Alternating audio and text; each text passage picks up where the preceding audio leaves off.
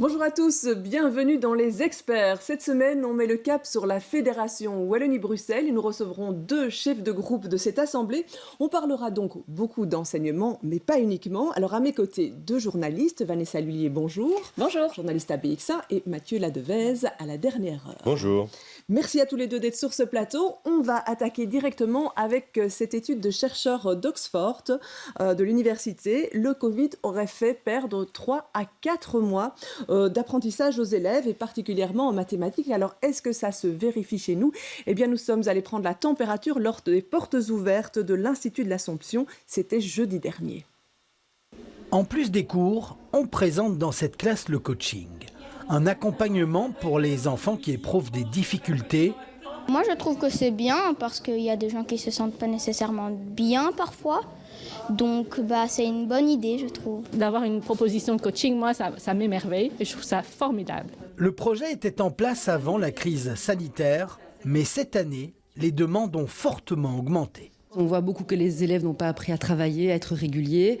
Ils ont complètement perdu le rythme scolaire et aussi l'intérêt d'être en classe et de suivre un cours, alors qu'avant, ils étaient chez eux tranquillou et ils pouvaient gérer leur scolarité comme ça. Les élèves les plus touchés dans cette école sont ceux qui n'ont pas passé le CEB et le CE1D. Pour les plus grands, la période Covid a été difficile, mais les résultats semblent moins impactés. On a ce sentiment que le retard est rattrapé et que ça n'endommage pas nos études. Du côté de la direction, on préfère voir le verre à moitié plein.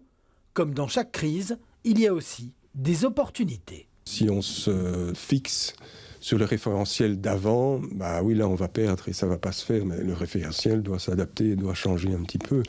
Il y a quand même eu pas mal d'avancées pour les élèves en termes de distanciel, d'hybridation et des choses comme ça. Ce sont des choses qu'ils ont apprises. Pour pouvoir vérifier si le temps perdu a pu être rattrapé, il faudra être attentif aux résultats du supérieur dans les prochaines années. Voilà, un reportage de Jim Moskowitz, Frédéric Dehaenau et Corinne Debeul. Alors, on se posait la question depuis longtemps, quel serait l'impact de cette période Covid sur les élèves. Ici, on voit, c'est d'après ce témoignage, un bilan un peu en demi-teinte. Il y a des pertes, mais il y a des acquis aussi au niveau du numérique. Vanessa Lullier. Oui, au niveau du numérique, c'est sûr qu'on peut dire que les élèves ont appris à utiliser la formule hybride. Maintenant, je ne suis pas certaine que ça soit forcément la panacée. En tout cas, on a vu que cette formule hybride, elle crée aussi des différences selon les milieux, selon les familles où il y avait un accès à un ordinateur ou pas. Donc, c'est pas forcément si évident que ça. Alors, l'Assomption, ça fait partie quand même des écoles où c'est plutôt dans un milieu social un petit peu plus favorisé. Donc, c'est vrai que ça a dû aider. Mais ensuite, pour le reste, c'était surtout il y a aussi des élèves qui sont en décrochage aujourd'hui. Là, on parle des résultats. On commence à en avoir au niveau du supérieur aussi avec un taux de réussite, en tout cas pour cette première session d'examen en janvier, qui est moindre que si on prend avant les années Covid. Donc on voit les lacunes qui commencent à s'accumuler. 3-4 mois de retard, c'est pas si important que ça, mais il y a aussi du décrochage scolaire, ce dont on parle pas ici, mais qui se met en place au fur et à mesure avec des enfants qui sont retournés à l'école, mais qui n'y arrivent plus non plus parce que leur bien-être mental est atteint également. Donc ça, c'est des choses aussi qu'il va falloir mesurer dans les mois et les années à venir et qui auront des répercussions sur le long terme. Tous les pédopsies le disent, c'est pas juste maintenant qu'on va voir les effets de cette crise Covid, c'est aussi sur les 3 ou 4 prochaines années. Ouais, ici, on voyait dans le reportage une école qui met en place du coaching. C'était déjà prévu avant, mais qui tombe vraiment bien suite à tout cela. 3-4 mois de retard, on s'attendait à ça pour vous, Mathieu Ladevez ? Moi, je me serais attendu à plus. Donc, je trouve que ce n'est pas du tout catastrophique. Bon, il faut les rattraper, je pense. Mais sur 2 années blanches, on va dire, quasi, si je ne me trompe pas, ou si ma mémoire est bonne, je pense que 3 mois de retard en maths, c'est à peine un trimestre. Ça peut se rattraper assez facilement si les écoles mettent en place des séances de coaching ou alors de la remédiation plus intensive, ou des choses comme ça. Beaucoup d'écoles le font, peut-être pas toutes, mais... Donc, je me dis qu'il y a moyen de prendre ça en main et de récupérer le retard jusqu'au supérieur. Je ne sais pas si les écoles le mettent en place.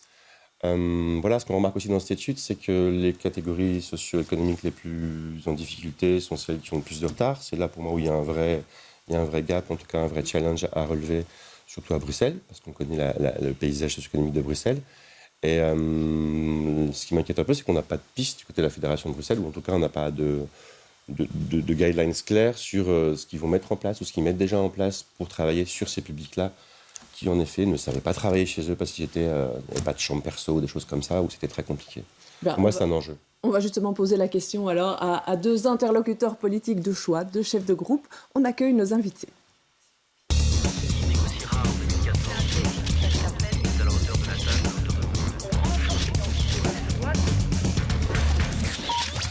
Bienvenue à tous les deux, Matteo Segers pour Écolo, Michael Vossart pour Défi. Merci d'être sur ce plateau. Alors, on pose la question, qu'est-ce qui a été mis en place suite au Covid dans les écoles? Est-ce que c'est suffisant ou pas pour rattraper le retard?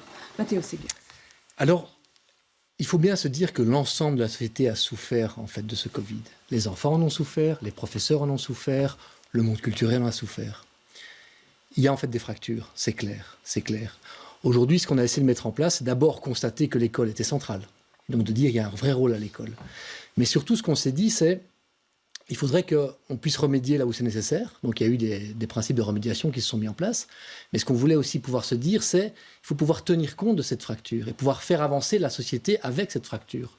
Le Covid, en fait, a touché tout le monde, toutes les familles. Mais démontre en fait aussi qu'on ne sait pas vivre avec une société qui se prive de scolarité, qui se prive aussi de tous les services qu'on peut avoir aux aides aux personnes. Et c'est vraiment essentiel de se dire que ces enfants qui ont perdu, qui ont eu un apprentissage, il ne faut pas forcément les obliger à rattraper ce retard. Ce qu'il faut faire, c'est faire attention à comment est-ce qu'on vit avec ces fractures et comment est-ce qu'on récupère aussi l'expérience que chacun a vécue.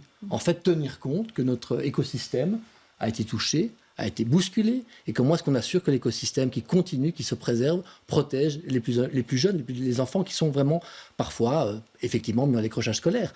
Mais il faut en tout cas être bienveillant et assurer que les professeurs tirent les leçons aussi de ces différentes lacunes qui peuvent exister maintenant en 5e, en 6e primaire et puis au-delà.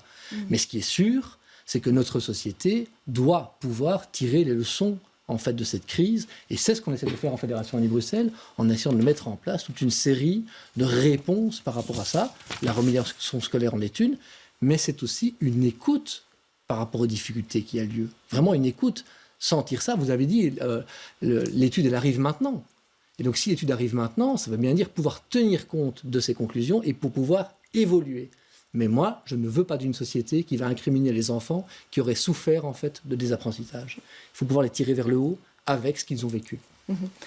La ministre, pendant le Covid, avait invité les professeurs à la clémence à chaque fois pendant les examens, pas être trop dur. Donc il y a pas mal d'élèves qui sont passés alors qu'ils étaient en situation plutôt de balance parce qu'il fallait justement pas les pénaliser, comme vous expliquez. C'était une bonne solution, ça c'était quelque chose qu'il fallait faire. Alors, ce qui compte, et c'est M. Segers qui l'a rappelé, c'est de voir comment on peut soutenir le corps enseignant et les élèves dans une situation qui est une situation inédite, qui s'est prolongée malheureusement. Et donc, il a fallu adapter à la fois des choix politiques qui ont été posés, qui n'étaient peut-être pas forcément les meilleurs à un certain moment. Je pense notamment à des formules où on a dû faire à la fois des cours à distance et puis on a dû passer à l'examen à distance. On a vu les limites de cela, mais on doit aussi en prendre aussi, comme l'a dit M. Segers, ce sont des opportunités. Et donc le choix de laisser finalement plus d'autonomie aux enseignants, aux directions d'école, pour nous n'est pas mauvais. Par contre, ce qu'on doit faire attention, et ça c'est pour les années qui viennent maintenant, c'est la lutte contre le décrochage scolaire. En Belgique et au niveau de la Fédération Wallonie-Bruxelles, les chiffres ne diminuent pas. Et ça, c'est interpellant. Donc, on doit pouvoir maintenant trouver des solutions. D'ailleurs, mon groupe en a fait déjà une il y a quelques temps, de notamment créer un vrai partenariat entre pas simplement le monde de l'école, mais aussi avec d'autres partenaires comme le monde sportif, et de veiller, comme en France, à lancer une initiative, un projet pilote pour lutter contre le décrochage scolaire avec l'appui de coachs, parce que dans votre reportage, vous en parliez, d'avoir des accompagnants. Donc, faire de la remédiation, c'est une bonne chose, mais au-delà de ça, apporter d'autres solutions pour éviter, pas d'avoir une génération sacrifiée, mais d'avoir finalement des jeunes qui n'aient pas les mêmes chances. Et donc, on doit pallier cela, et donc on doit lutter, et c'est la priorité pour nous, lutter contre le décrochage scolaire avec des nouvelles formes de pédagogie et notamment des partenariats qu'on pourrait tisser avec, par exemple, le monde sportif. Ici, une des chercheuses d'Oxford disait qu'elle avait des craintes par rapport à l'impact sur le marché du travail, d'avoir une génération qui arrivait et qui allait être moins bien outillée. C'est une crainte qu'on a aussi en Belgique. Moi, je crois qu'on ne doit pas s'inquiéter aujourd'hui des enfants pour ce qu'ils vont vivre dans 5 ou dans 6 ans, quand ils seront sortis de l'école. L'importance qu'on a aujourd'hui, c'est de s'assurer de leur protection et de leur bienveillance. Si on est dans une société qui commence à s'inquiéter de l'avenir des enfants qui ont 12 ans maintenant en disant « vous allez devoir bosser », moi, je ne suis pas pour ça. Clairement, on défend une accessibilité à une scolarité qui permet aux enfants de se comporter bien, dans ce qu'ils sont, de pouvoir s'émanciper, de pouvoir se rencontrer aussi, de s'assurer que l'ensemble des champs qu'on pratique quand on est à l'école soit acquis par les enfants, que ce soit une discipline artistique, que ce soit une discipline sportive, que ce soit une discipline de mathématiques. Et surtout, veillons à une justice, à ce que tous les enfants de tous les quartiers puissent avoir accès à une scolarité de la plus grande qualité possible. Mais qu'on ne commence pas à pointer du doigt les enfants en disant « attention, vous devez commencer à travailler dès maintenant parce que sinon vous n'allez pas avoir de job ». Ce n'est pas ça. La scolarité, pour nous, c'est un moment de vie, d'apprentissage, rentrer dans la vie, rentrer dans nos acquis. Et sincèrement, je crois qu'on doit être très attentif à des réflexes qui pourraient être ultra-libéraux, qui pourraient nous dire « nous voulons à tout prix que les enfants deviennent des machines à écraser tout le monde », ce n'est pas ce que nous voulons. Nous voulons une société juste, équilibrée, où les gens s'émancipent. Michael Bossart. Mais je pense qu'on peut sortir de ce débat. Est-ce qu'il y a ceux qui veulent faire de l'école, finalement, dans le parcours d'un élève, eh bien, de le relier directement à un choix de métier, face à ceux qui estiment que l'école, elle est émancipatrice et on doit pouvoir trouver sa place. Moi, je pense qu'on peut lier les deux. On peut lier les deux en disant que d'abord, on doit pouvoir trouver des moyens de motivation aussi pour les élèves pour lutter, je le disais, contre le décrochage scolaire, l'absentéisme qui a aussi augmenté et cette fameuse dimension de l'enseignement à domicile qui a également augmenté ces dernières années. Et de faire en sorte que venir à l'école, c'est quelque chose d'épanouissant, de mobilisateur. Et c'est pour ça que, notamment en fédération, on est pilote pour des beaux projets comme l'esprit d'entreprendre, qui ne doit pas s'arrêter à développer demain sa propre entreprise, mais de lancer un programme scolaire autour de l'esprit d'entreprendre. Le fait de pouvoir aller vers et orienter les élèves, pas forcément de leur dire il faut suivre une formation professionnelle parce qu'il y aura un métier à la clé, mais de dire qu'il y a des secteurs aujourd'hui qui recrutent. Il y a des secteurs où on peut trouver des débouchés. Je pense directement au numérique, dans la cybercriminalité, on en a parlé. Il y a beaucoup d'emplois qui peuvent être développés. Et je pense qu'on doit pouvoir orienter cela, mais avec un bel accompagnement des élèves, en travaillant toujours sur leur motivation propre et ensuite les amener vers le monde professionnel, le monde du travail, mais sans être dans une direction donnée, mais donner des choix, ouvrir le champ des possibles au niveau de l'école. Vanessa Lhuillier. Mais cette distinction avec trouver un métier, un travail, on ne peut pas le demander à un enfant de 10 ans. Enfin, c'est pas possible. Il doit pas se projeter là-dessus. Moi, je pense qu'il y a une chose qu'il ne faut pas oublier par rapport à la crainte de cette chercheuse britannique. C'est de dire aussi, pendant ce Covid, on a appris des choses. Et cette expérience, elle peut être valorisée. C'est pas parce qu'on n'a pas vu pendant 3 mois des dérivés, des fonctions et des pourcentages et calculer des probabilités que la vie, elle est fichue après. Nombre de gens n'ont pas de diplôme ou n'ont pas réussi à faire des études universitaires et avoir un doctorat. C'est pas pour ça qu'elles sont idiotes, qu'elles ont raté leur vie et qu'elles ne s'épanouissent pas. Il y a beaucoup de gens qui sont à des postes à responsabilité, qui n'ont pas forcément fait des hautes études. Donc, il n'y a pas que les concours PISA qui comptent. Alors, évidemment, ça compte pour les États parce que c'est une manière de se classer et parce qu'on est toujours dans cet effet de compétition. Mais il y a une autre manière, à mon sens, d'enseigner. Et ce n'est pas pour ça que ça sera une génération sacrifiée, ces enfants-là. Mathieu Ladevez. Oui, donc moi, je rebondis sur ce que Michael disait. Je partage pas mal son point de vue, peut-être pas je partage votre point de vue à tous les deux. Mais je trouve qu'en Belgique, et même en France, parce que j'ai connu un peu l'enseignement français, la façon d'enseigner est un peu conservatrice. Le modèle dont vous parlez, c'est peut-être le modèle un peu à l'anglo-saxonne, où l'école est ouverte, où il n'y a pas que l'école. Il y a l'école le matin, il y a 10 000 activités l'après-midi.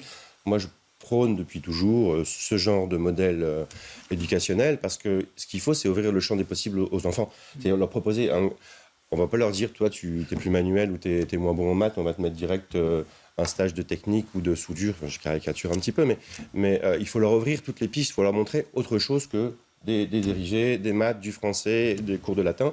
Il faut leur montrer aussi les vraies choses de la vie, et ce qui va peut-être créer des vocations à ces enfants, qu'ils aient 10, 12 ou 15 ans. Parce que même à 15 ans, on ne sait pas ce qu'on va faire, peut-être même à 18 ans. Et c'est normal qu'à 18 ans, on ait plutôt envie de faire un tour du monde que de se lancer dans une formation de codage de 3 ans. Enfin, ça me paraît logique. Donc, et je trouve qu'à ce niveau-là, l'enseignement belge pourrait être un peu plus ouvert sur l'extérieur. Il y a des choses qui se font.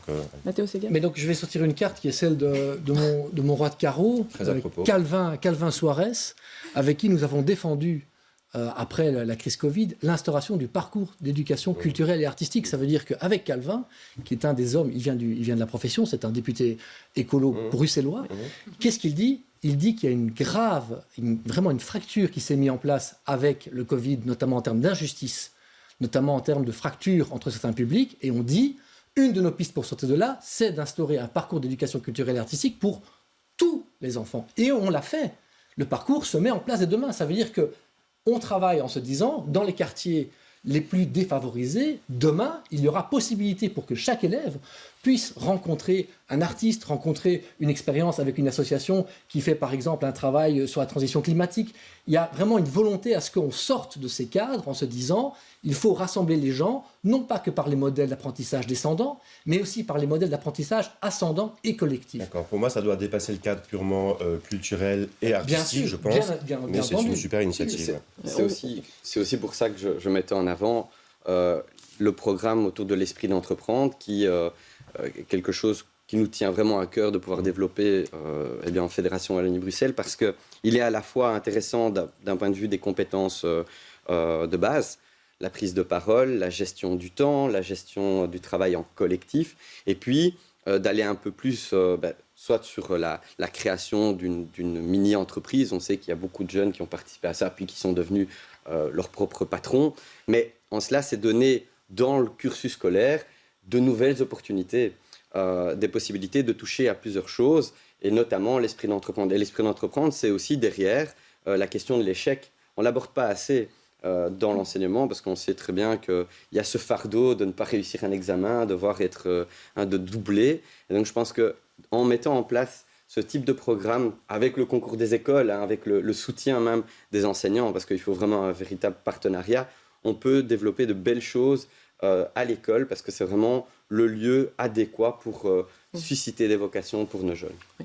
Alors, on voit le chef de groupe qui fait la promotion de ces différents députés. Je vois qu'il y a d'autres cartes qui vont sortir en cours d'émission. Je ne savais pas qu'il y avait des cartes vertes dans un jeu de cartes classique, mais je suis aussi un peu magicien. J'apprends ça, c'est bien. Justement, la position d'écolo par rapport au numérique. Donc, le gouvernement a débloqué, on l'a appris le 20 janvier dernier, un budget supplémentaire pour donner un chèque de 150 € à chaque élève du secondaire de la Fédération Wallonie-Bruxelles.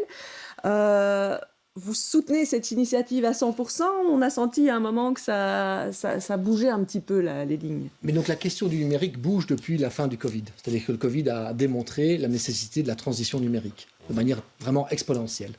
Aujourd'hui, qu'est-ce que nous disons ? Simplement que oui, on peut fournir un ordinateur à chaque enfant, mais franchement, si je suis seul avec mon ordinateur ici et que je travaille comme ça à l'apprentissage, vous ne pensez pas que si je le mets entre nous deux, comme ça, avec Michael, et qu'on peut discuter ensemble avec un apprentissage, il va se passer peut-être autre chose en termes d'apprentissage.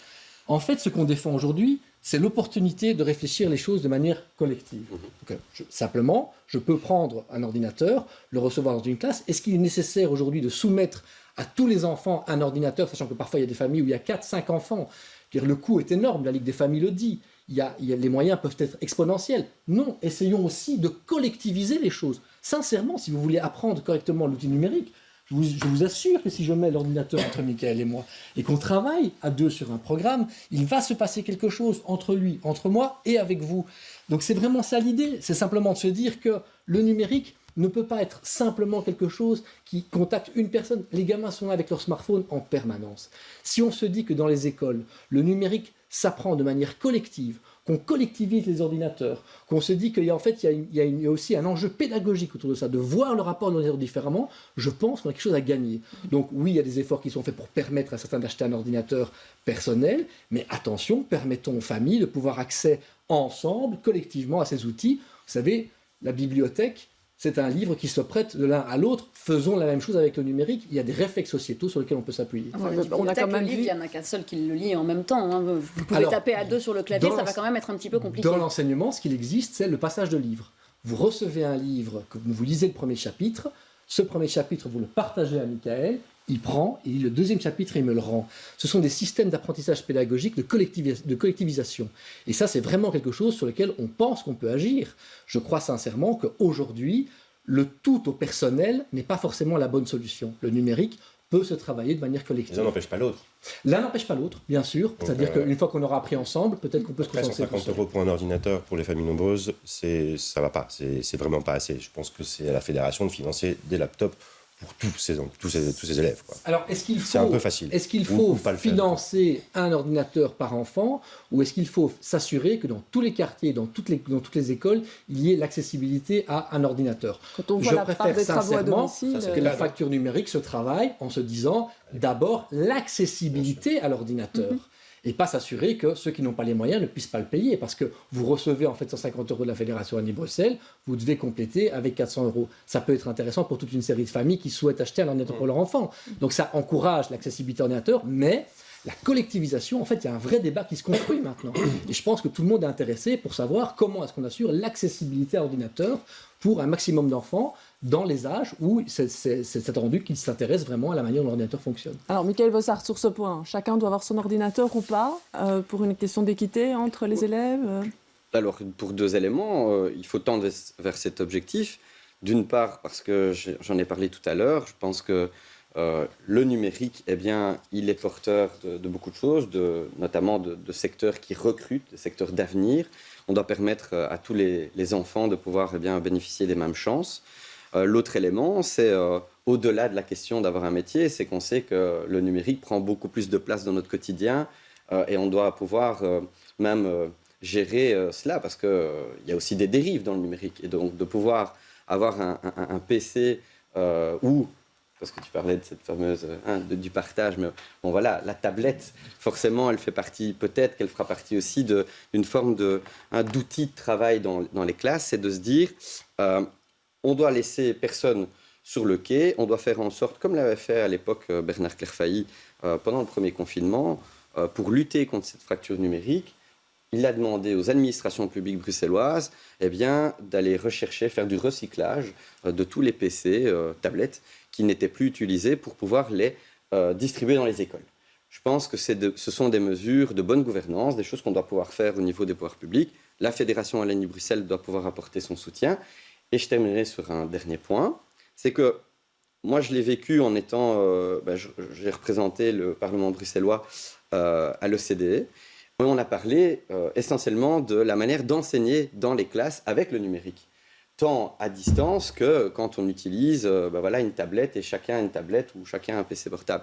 C'est comment on va aider les enseignants à rendre le cours attractif, à faire en sorte qu'ils puissent maîtriser tous les outils, les nouveaux outils, parce que ça va très vite, l'évolution technologique.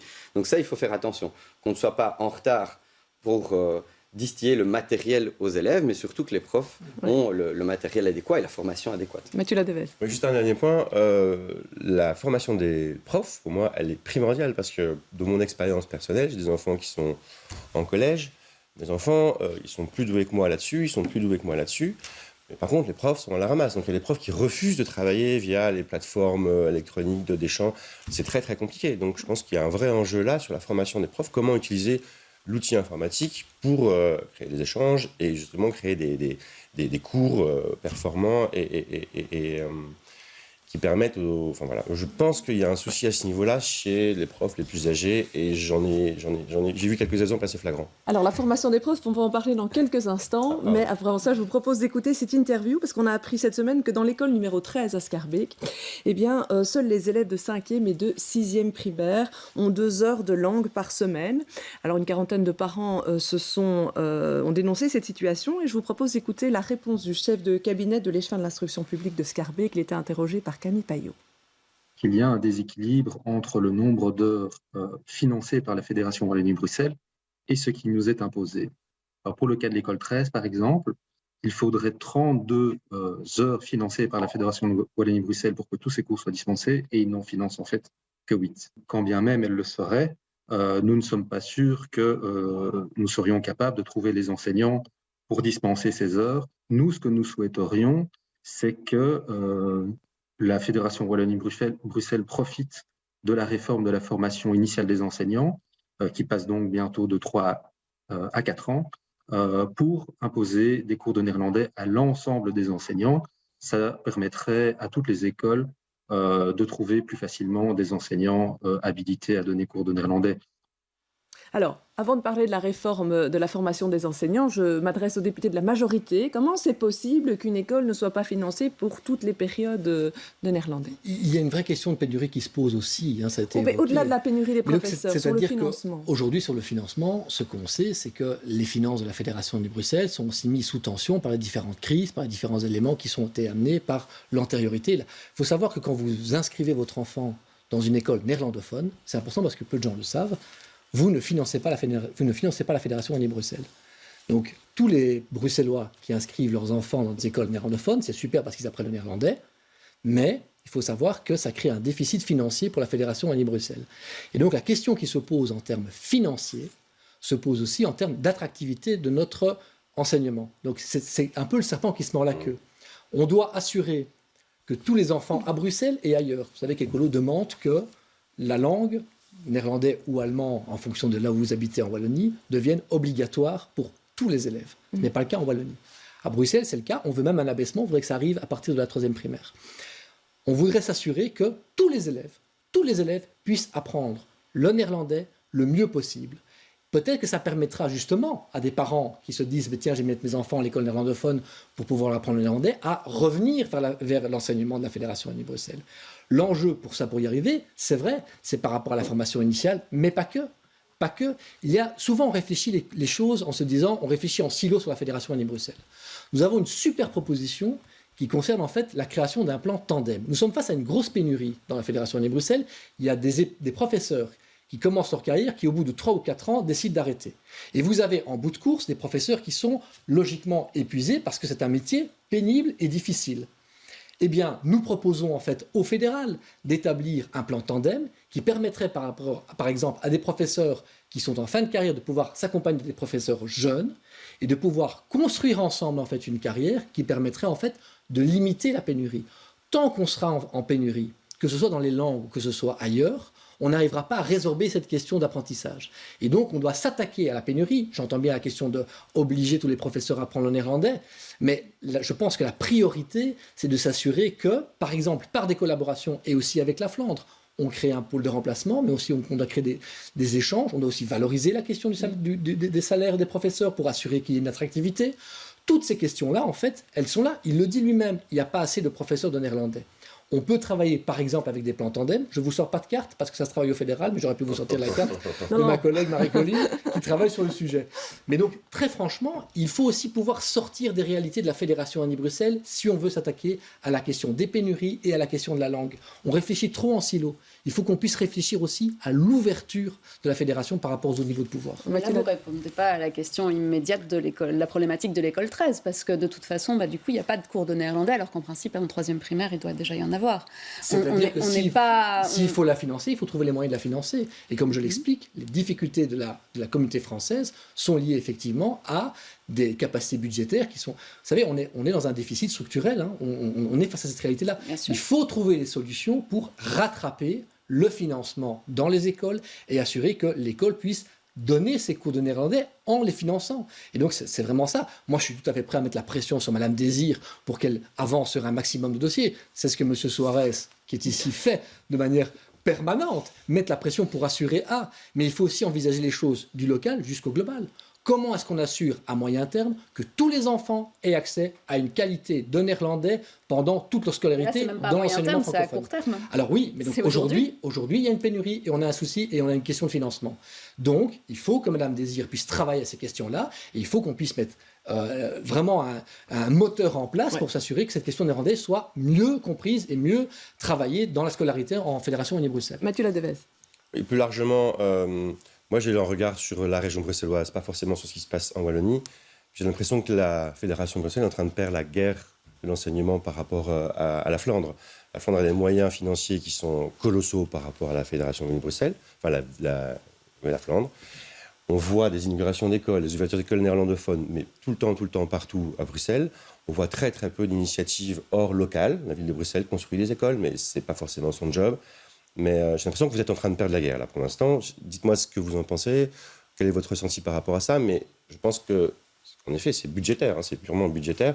Il n'y a pas assez de moyens chez les francophones, il y a trop ou énormément de moyens chez les flamands. Et c'est normal que les parents aillent en Flandre. Ça me paraît tellement... en Flandre, à Bruxelles, dans les écoles flamandes à Bruxelles. Ça me paraît tellement évident que... Voilà, donc je suis un homme de paix et je suis un pacifiste. Donc je n'aime pas utiliser les termes de combat. Oui. Je préfère utiliser les termes d'émancipation. Pour répondre à votre question, en Flandre, ils ont le même souci de pénurie. Ils ont le même problème de pénurie. Que l'enseignement flamand aille mieux que l'enseignement francophone, si on regarde les effets PISA, oui. Il n'y a pas de parcours d'éducation culturelle et artistique en Flandre.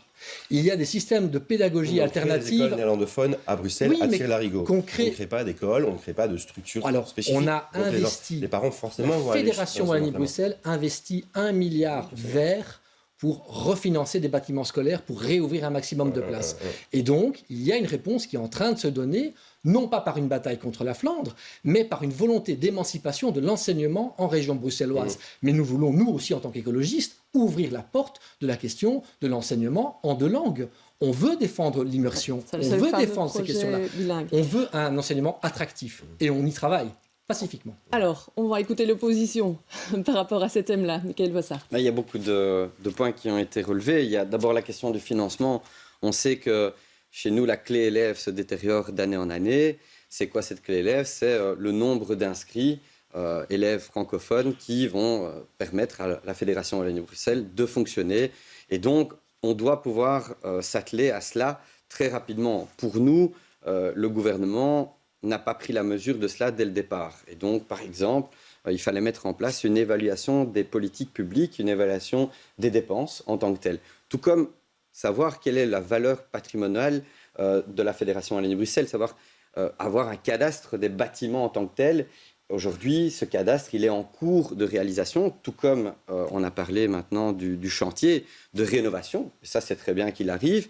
Mais il y a encore beaucoup d'endroits où on ne sait toujours pas quels seraient finalement les travaux à réaliser parce qu'il n'y a pas de cadastre. On ne sait pas où on va et ça fait des années et des années qu'on traîne la patte. Et ça, je pense que, si vous allez insister auprès de Mme Désir, moi j'insisterai à la fois auprès de Mme Désir, du ministre Dardenne et aussi du gouvernement dans lequel vous êtes parce que c'est important de dire les choses.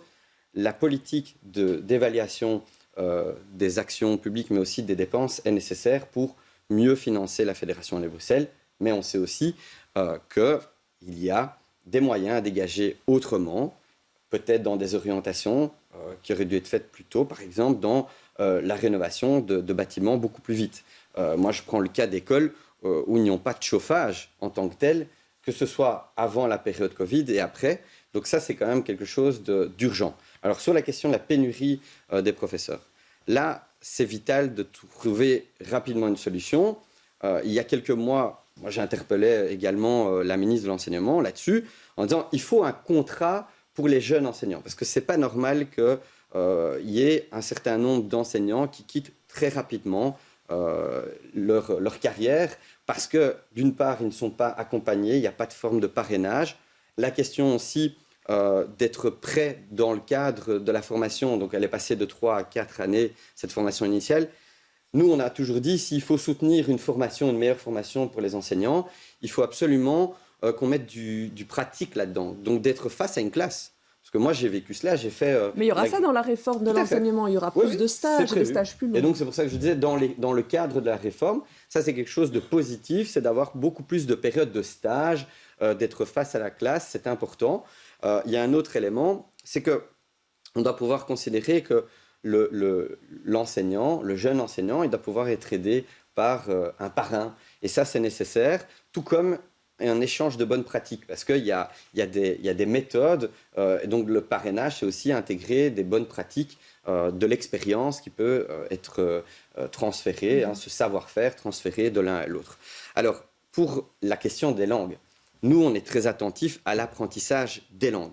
Et évidemment que pour Bruxelles, le cas qu'on vit à Schaerbeek, il n'est pas acceptable de ne pas avoir le financement nécessaire. Par contre, c'est comment on enseigne les langues et comment on attire des professeurs de langue. Ça, c'est la difficulté. On fait un travail ici, nous on a déposé une résolution pour valoriser encore plus l'immersion linguistique, parce qu'on estime que c'est la manière la plus pratique et la plus pragmatique, je vais dire les choses comme ça, d'avoir plus de cours dans l'autre langue, que ce soit en néerlandais, voire en anglais. Et donc, on a une possibilité ici d'avancer. Il y a un débat maintenant au Parlement avec des auditions sur l'immersion. C'est le bienvenu parce que c'était nécessaire de se poser, de voir comment on peut mieux enseigner les langues et de manière un peu plus moderne.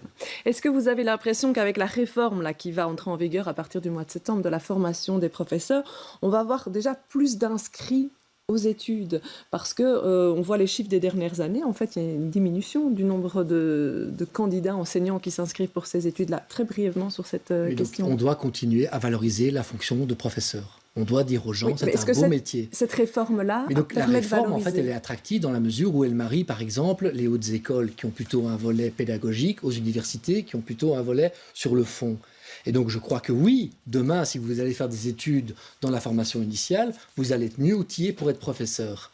Mais on doit, la société, vous disiez que les professeurs tout à l'heure, les plus âgés ne savent pas maîtriser le numérique. Il faut que la société arrête de dire que le plus beau métier du monde n'est pas les professeurs. C'est les professeurs le plus beau métier du monde. Il faut que la société valorise les professeurs. Le monde politique doit pouvoir dire « on vous aime ». Moi, je le dis tous les jours, en sortie de Covid, j'aime les professeurs, j'aime les directions, j'aime le personnel scolaire. Tous les matins, on leur confie la chose la plus précieuse qu'on a. Et donc, on doit pouvoir dire que cette formation est une formation exceptionnelle en termes d'apport humain, en termes de changement de la société. C'est vraiment important. Il faut aussi valoriser cela. Je crois que la RFIE, la formation initiale des enseignants, va gagner évidemment en apprentissage, mais aussi à comment est-ce qu'un professeur devient un acteur fondamentalement important dans la société et dans la transition. Michael Vozart, vous êtes confiant dans cette réforme de l'enseignement ? Mais d'abord, de la formation des enseignants ? C'est important qu'on puisse avancer là-dessus. Confiant, je laisse la main au gouvernement. On doit l'évaluer. C'est pour ça que nous, on intervient régulièrement en commission en posant des questions très spécifiques. Je vous donne un phénomène qui ne devrait pas grandir, mais qui nous revient. C'est à la fois le départ précoce des jeunes enseignants, c'est le fait qu'on puisse développer mieux les formes de carrière mixte, ça veut dire des personnes qui ont de l'expérience dans le privé et qui pourraient venir enseigner. Et c'est aussi valoriser justement le métier d'enseignant, parce que c'est effectivement le plus beau métier du monde, il faut le dire. Par contre, je pense qu'il y a un phénomène qui est la violence à l'égard des professeurs, à l'égard des directions d'école. On doit pouvoir vérifier ça, faire un point, un état des lieux de la situation, parce qu'on doit pouvoir aussi les soutenir. Quand je parle de violence, ce n'est pas uniquement violence physique, ça peut être violence verbale, etc. C'est une forme d'harcèlement. Je pense qu'on doit pouvoir être aux côtés de nos professeurs, aux côtés de nos directions d'école, et donc, oui, on doit valoriser son statut de professeur. Ça passe par encore une meilleure formation. Il y a la formation continue qui est là également, mais il doit y avoir aussi des moments où les pouvoirs publics s'attachent à des phénomènes grandissants qui sont par exemple ces phénomènes de violence à l'égard des professeurs. Je pense que c'est utile d'en parler. Allez, on va changer un petit peu de sujet maintenant, quitter l'enseignement avec notre rubrique « Ça m'énerve, ça me ravit ». Je vous soumets 5 éléments d'information de la semaine et puis je vous demande à chacun d'en choisir un. On va commencer par vous, Matteo Segers, mais c'est les mêmes propositions pour vous deux. Alors, la première, ce sont des caméras ANPR qui ont été installées au centre-ville dans le cadre du plan Good Move, la grève chez Intermarché qui se prolonge, le succès de la série Het Verhaal van Vlaanderen, le Café des Trois Rois qui a été reconstitué à Schaerbeek et le Magic Land Théâtre qui se retrouve potentiellement prochainement sans théâtre. Matteo Segers. Mais donc je prends le Magic Land, mais je vais vous dire ça me ravit. Pourquoi ça me ravit ? Parce qu'en fait le projet du Magic Land est en train de changer. C'est-à-dire que quand vous discutez avec la compagnie, vous entendez qu'elle a envie en fait de se redéployer. Elle veut en fait trouver un espace dans lequel ils peuvent retrouver du public en dehors de leur théâtre. Et il ne faut pas voir cette histoire comme forcément un écueil. Quand on discute avec les gens du Magicland Théâtre qui nous disent on n'a pas d'endroit, on entend le signal. On doit trouver un signal. Je pense qu'en qualité de Bruxellois, c'est aussi important qu'on trouve un espace pour eux. Mais on doit aussi pouvoir entendre que leur projet évolue. Ils le demandent. Que le politique puisse être en appui au théâtre pour qu'ils puissent trouver une solution, oui. Que nous travaillons aujourd'hui avec eux pour trouver une solution, oui.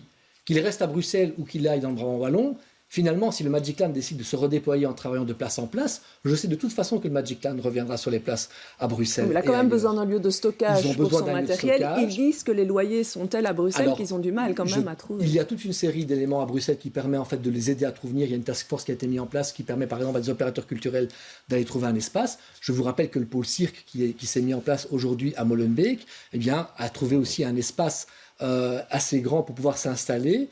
Donc la compagnie aujourd'hui qui crée ce pôle cirque a trouvé cet espace-là. À chaque fois qu'on a un opérateur culturel qui est en demande, on cherche une solution.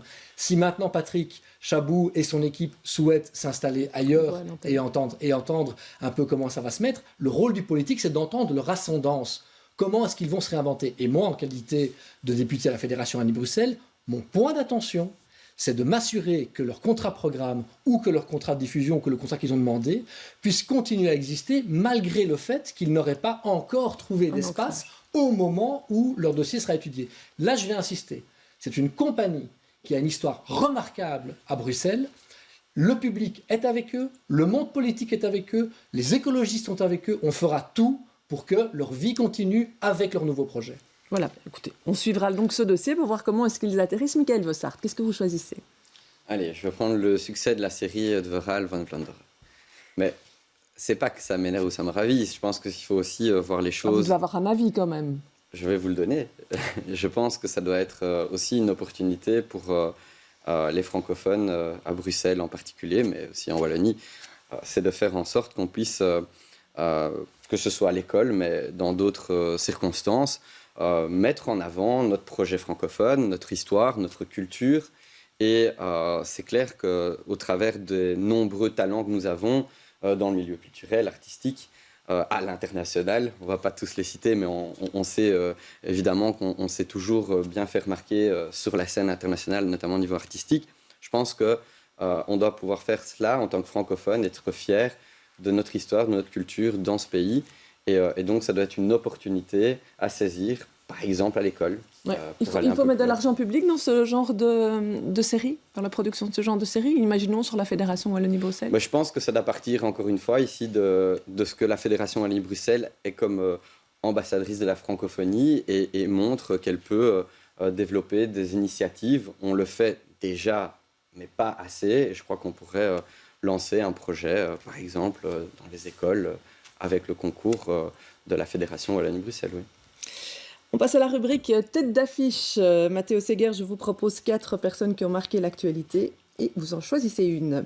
Alors, il y a Christophe Slackmeuder qui entre en fonction comme directeur général de Beaux-Arts. Il y a El Arbi et Fala qui retirent leur film Rebelle d'un festival iranien. Il y a Ahmed Laouej, j'y arriverai, qui est le seul candidat à la succession à la tête du PS bruxellois, et Bart de Wever qui veut imposer l'autonomie de la Flandre. Qu'est-ce que vous choisissez? Je prends Christophe. Vous savez, on parle jamais suffisamment de culture. Jamais. Il faut qu'on continue à parler culture, qu'on continue à parler culture, qu'on continue à parler culture. Aujourd'hui, c'est essentiel, c'est vraiment essentiel à ce qu'on puisse aussi valoriser les acteurs culturels en sortie de Covid. Et je prends Christophe parce que diriger une institution comme celle-là, c'est pas facile. C'est vraiment pas évident, mais elle doit se faire, et c'est un point d'attention, avec un maximum de collégialité, en tenant compte aussi de l'ensemble des opérateurs culturels qui sont sur son territoire. Et ça, c'est le défi qu'on pourrait retrouver pour demain. C'est comment est-ce qu'une institution comme celle-là peut aussi marier l'ensemble des dynamiques bruxelloises avec elle. Que ce soit en termes d'accessibilité de la culture pour les publics les plus éloignés, que ce soit en termes de soutien aux artistes qui ont besoin aussi de pouvoir trouver de l'emploi, de la valorisation, que ce soit en termes de poids par rapport aux autres secteurs, il me semble qu'il y a un défi majeur à relever.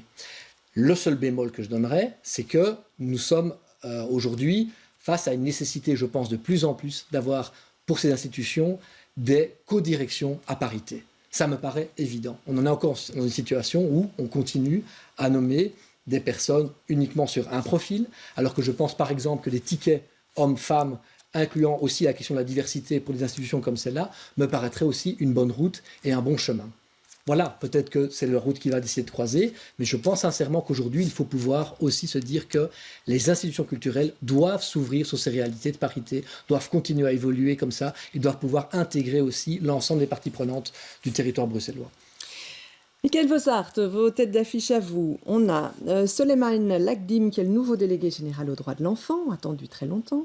Rachid Azaoum, qui quitte les engagés pour le MR. Pierre Demar, bien en vue pour les victoires de la musique. Et Catherine Moureau, qui a vu la nomination de son secrétaire communal annulée par la région. Que choisir? Franchement, c'est vraiment...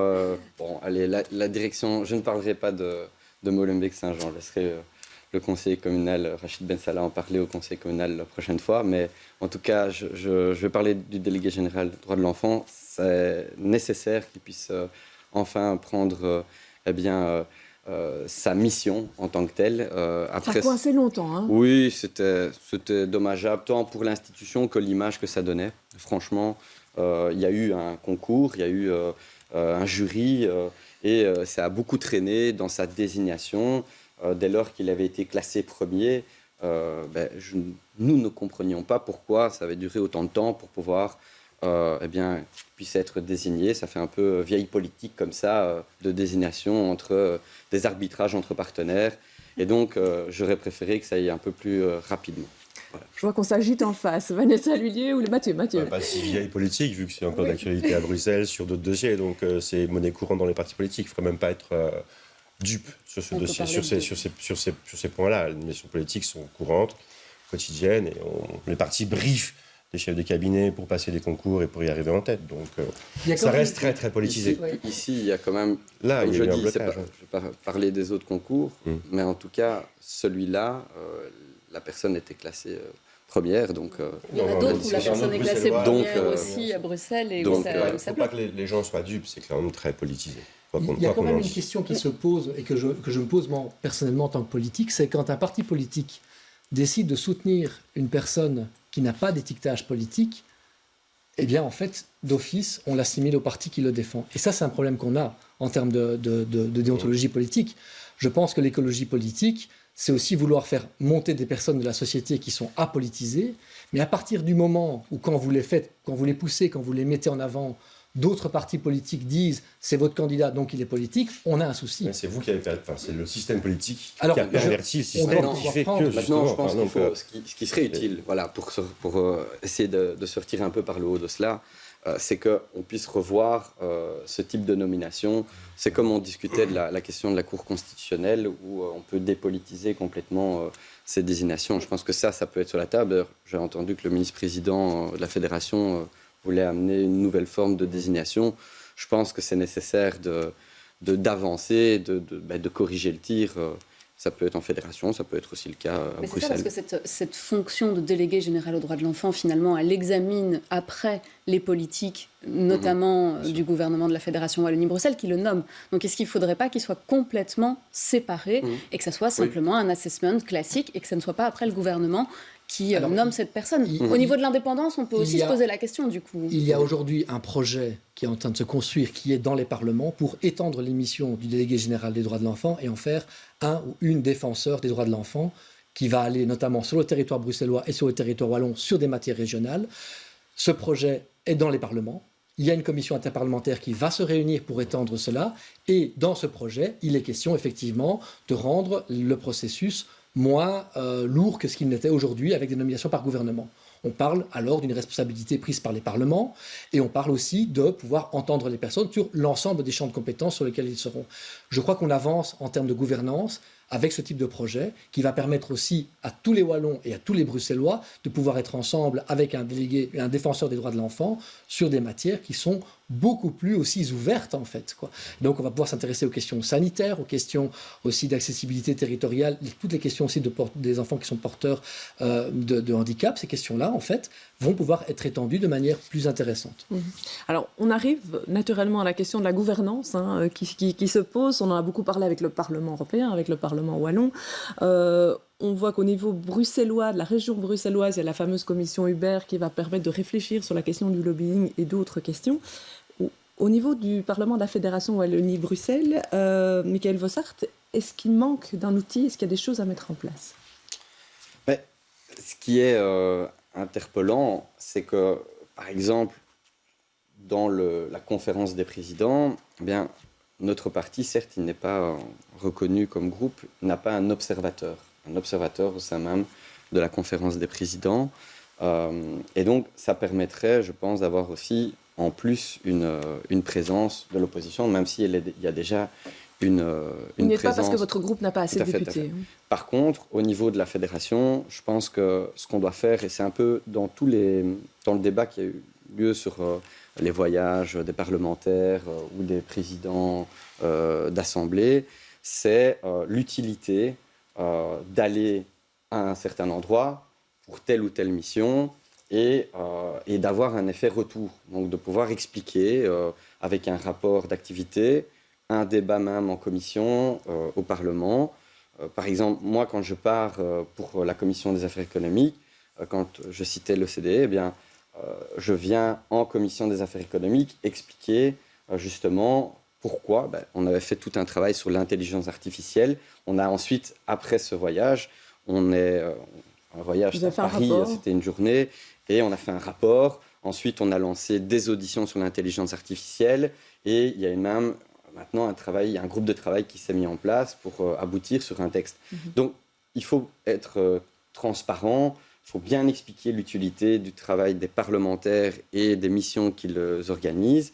Et c'est utile. Je citais tout à l'heure aussi le partenariat entre le monde sportif et l'école pour pouvoir lutter contre le décrochage scolaire. Eh bien, non pas aux frais du Parlement, mais à nos propres frais. Ici, moi, à mes frais, on a été en France pour voir comment fonctionnait cette fameuse agence de l'éducation par le sport. Donc ça fait partie intégrante de notre travail de parlementaires ou de ministres qui, eux, vont régulièrement, comme le ministre du Commerce extérieur, le ministre des Affaires étrangères.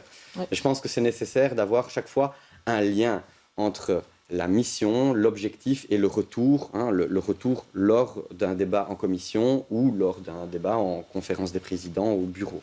Est-ce qu'il faut renforcer les règles pour les députés de la Fédération Wallonie-Bruxelles? Il faut apporter un maximum de transparence. On l'a déjà fait notamment ici en entrant en disant toutes les missions internationales feront l'objet d'un rapport qui est accessible. Mais on doit s'assurer aujourd'hui, par exemple, que tous les députés aient accès à toutes les décisions du bureau, qu'on puisse comprendre ce qui se passe concrètement dans un bureau, dans une conférence des présidents. Nous sommes extrêmement volontaires dans la question de l'ouverture en fait, du Parlement par rapport à cette transparence. Il faut savoir que le Parlement de la Fédération Wallonie-Bruxelles a quand même des acquis en termes de démocratie qui sont déjà assez importants.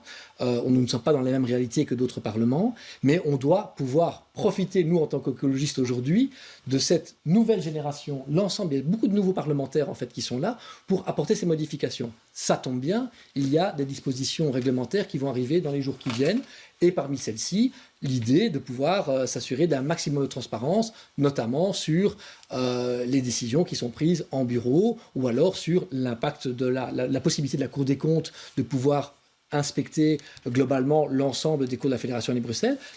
Il y a comme ça toute une série d'éléments qui font que le Parlement va encore aller plus loin que l'espace démocratique dans lequel il évolue aujourd'hui. Est-ce qu'il faut avoir des règles? Par exemple, le PS européen a dit on va refuser les cadeaux au-dessus de 100 €, ce genre de choses-là. Est-ce que c'est des choses qui sont attendues par le public? Je pense que c'est les déclarer, ce qu'ils avaient dit au-dessus de 100 €. En tout cas, il faut les déclarer, pas les refuser. Enfin, la proposition de défi qui avait été faite dans notre matinale d'ailleurs de François De Smet par rapport à à étudier en fait à chaque fois l'opportunité des voyages, ça va peut-être un peu dans le bon sens. Maintenant, c'est vrai qu'on peut se poser la question, est-ce que c'est utile d'aller 3 jours à Tahiti? Même pour défendre la francophonie dans un pays qui est quand même la France, faut le rappeler, même si c'est loin, c'est quand même la France.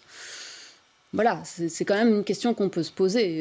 Et en tant qu'écologiste, vous pouvez vous la poser aussi, parce qu'il y a un autre impact. Donc, je me pose la même question que vous. Quand on a un rôle diplomatique, est-ce qu'on doit tenir son rôle diplomatique et aller là où l'association décide de tenir le colloque? Il faut savoir que ça tourne dans le monde. On ne va pas laisser les îles être des îles. Il y a une forte nécessité d'établissement de la francophonie, notamment dans la zone Pacifique-Asie. Donc, ils sont demandeurs d'accueillir. Est-ce qu'on doit y aller? Je pense que la Fédération Wallonie-Bruxelles a un rôle à jouer au niveau diplomatique. Mais est-ce qu'on doit y aller en nombre? Certainement pas. On doit pouvoir s'assurer que les délégations soient les plus réduites possibles et s'assurer notamment que le mandat qui est porté est un mandat qui est construit par la délégation, notamment, si on prend le cas de la francophonie, avec les différents députés qui siègent dans le mandat qui leur est donné dans la délégation sur l'association des parlementaires francophones. Donc, pour répondre à votre question, est-ce qu'il faut se déplacer pour des courts séjours? Je crois que la question doit se mesurer en termes aussi de mission diplomatique. Ça, c'est vraiment important. Mathieu Ladevez, le mot de la fin. Vite fait, je pense qu'en effet, le parlementaire a avant tout, dans ce genre de mission-là, un rôle de représentation, de diplomate. Donc c'est celui qui va ouvrir les portes, c'est lui qui va représenter le pays ou la Fédération de Bruxelles, en l'occurrence ici. Quand j'entends M. Bossard dire qu'il est allé débattre de l'intelligence artificielle, je ne remets pas du tout en cause les compétences des personnes qui sont allées là-bas. Mais je pense que ça, c'est avant tout des affaires de spécialistes. Pour moi, ce n'est pas un parlementaire de débattre sur que doit être l'intelligence artificielle, comment on doit laisser ça aux spécialistes et que les parlementaires fassent leur job. J'ai l'impression qu'il y a pour moi un mélange des genres qui est parfois pas très clair. Du coup, comme on sait pas ce qu'il fait, comme c'est pas bien défini, chacun fait un peu ce qu'il veut. Voilà, je ne critique pas, je constate juste. Dernière chose, après j'arrête, je promets. C'est de l'argent public, je suis désolé. Donc n'importe quelle scène dépensée d'argent des concitoyens, des contribuables, doit être justifié et doit être déclaré avant même le départ. Voilà. Donc, je pense qu'il y a un manque de transparence vraiment général dans le monde politique belge. Il y a des efforts qui sont faits, mais on a encore énormément de travail à faire. Voilà. Oui. Voilà. On va s'arrêter là parce que l'émission est terminée. Michael Vossart, en un mot, parce qu'on vous interpellait directement. Non, mais je comprends ici, je comprends très bien. Il faut de la transparence en amont, ce qui est le cas par exemple au Parlement bruxellois sur ce type de mission. Et comme vous l'avez bien dit, quand on va sur place, c'est accompagné d'experts également. On n'y va pas tout seul. Ici, c'est un réseau interparlementaire. Voilà la réponse à votre question. On ne va pas aller plus loin. C'est vraiment de faire le lien entre ce qu'on travaille en commission et ce qu'on peut découvrir comme nouvelles pratiques, par exemple, à l'étranger, et se nourrir de cela pour faire avancer le débat chez nous. Merci pour cette réplique. Merci à tous d'être venus sur le plateau. Merci de nous avoir suivis. On se retrouve dans une semaine, même heure, même endroit. Belle fin de week-end à tous.